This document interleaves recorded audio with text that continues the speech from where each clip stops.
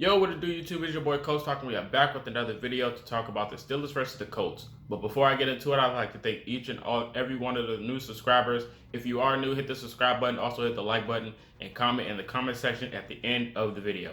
So let's hop into it. So the Colts wind up blowing a 17-point lead on Sunday and wind up losing to the Pittsburgh Steelers 28-24.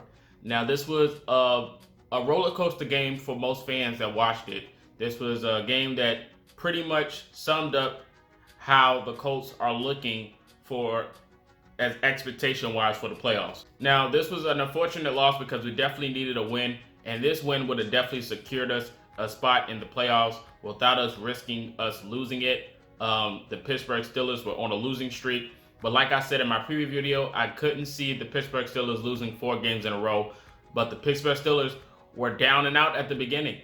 And literally until the fifth minute of the third quarter, you really thought the Colts were going to run away with the game and actually win in Pittsburgh.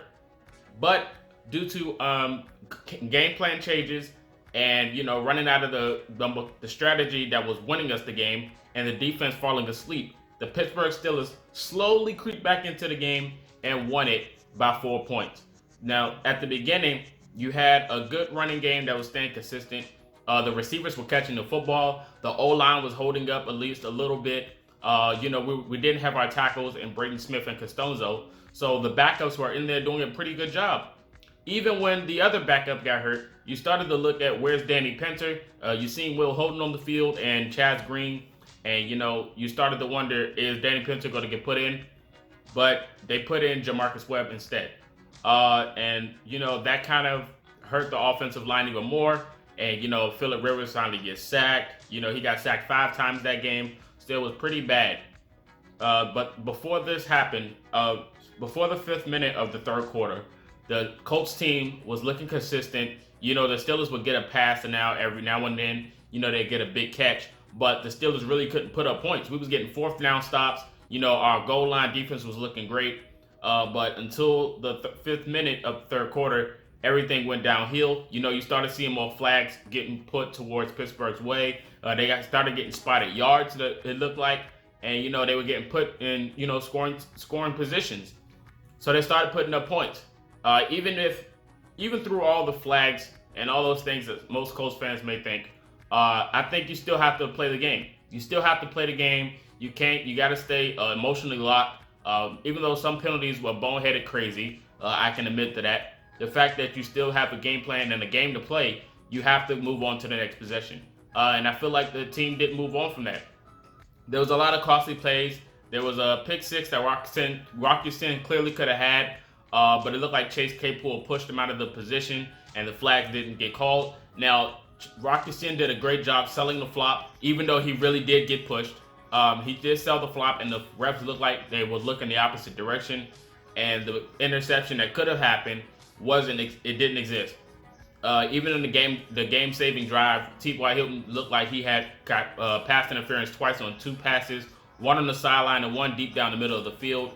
But it looked like the refs didn't call it at all, and it wound up saving the Steelers and costing the Colts the game. So it was kind of the unfortunate time of events. On the drive that Eric Ebron scored to kind of put him up, there was a few flags on that possession where it looked like it didn't even look like it was a flag. There was one called on Kenny Moore when he dove on the ball, and I guess they thought that he touched the receiver when he dove for it. But when you look at the instant replay, he didn't touch him at all, and we got a swat on it. But it cost us a few yards, so they wound up getting put up for a 1st down. And, they started driving down the field. And little do you know, after that, Eric Ebron gets his first touchdown of the game against his former team.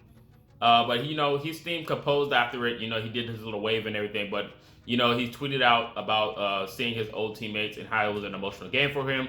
So, shout out to the Steelers for winning the game. That they did a great effort for coming back down from 17. It looked like they was down and out, but they crawled all the way back. And, this for the Colts is kind of embarrassing. In my opinion, during the live stream, most people were telling me to try to keep the faith, fix my face from frowning or being upset. There's still a lot of time left. But I was telling them, to be honest, if you're really watching the game, I don't know how you can try to, stay composed or try to stay motivated and thinking your team's going to come back and win this game when they started off fire. And my predictions is, if you're a second half team and you start off the game hot, I think you're going to end it cold. That's how we usually go for the Colts, especially with the defense that we run. We even seen it this week against the Steelers. We run the zone defense when there's more than 2 linebackers on the field and they have at least 4 wide receivers, including the tight end on the field. You should have enough DBs to try to cover these receivers. So, like I say every week, our defense relies on our pressure. And if our pressure does not get on the quarterback, it's going to be a long game. It's going to be a long game due to the coverage that we run. So, we got beat up for it, and, it cost us. It really did. The game plan cost us this week on offense and defense because, once again, Jonathan Taylor was having a heck of a game, finding his guts and everything, his cuts and his lanes, even though some plays he could have definitely spurted out and got bigger yards, but, he got stopped. But I'm going to blame that more to due to the O-line not being healthy and not having both of our tackles. There was even a big run that Nyheim Hines had. Nyheim Hines had a big run, and they got called for a holding, and you had a lead blocker in Quentin Nelson, and Hines got put all the way up to maybe the 5-yard line. Mark Lanowski got called for a holding on a big run that Hines could have had, and it just cost us, man. These penalties cost us so much this game. Even the ones that didn't exist, the ones that did exist, it still costed us to this day. So, it was unfortunate game to watch. Hines could have had literally maybe 2 touchdowns that game that could have put the game away. It could have put it away. On the returns, his blockers was running into him. You see Kamoko Toure on one of the returns. He wasn't even blocking. He turned around looking at Hines, and Hines is so fast, they both just ran into each other. So it was just a crazy amount of sequences that happened in this game where you're just wondering, what the heck is going on in Indy? So, nothing's really going our way at this point. We got to beat the Jacksonville Jaguars next, and we lost to them already. The way that this team is playing, I'm not sure what team's going to show up against the Jaguars. The Raiders lost. The Browns, you got all these teams that you need to lose are winning games. So it's looking like the Colts are about to be looking on the outside of the playoff window and probably sitting on the couch. It's no excuse at this point. You can blame the penalties and everything, but if you don't have a good game plan and you're running away from it, the one that's working, you really have no excuse at this point. You really don't. But you guys can let me know your reactions to the game in the comment section. What are your thoughts? What do you think we should have done? And how can we adjust to this going into next week? But until next time, this is Colts Talk signing out. Peace.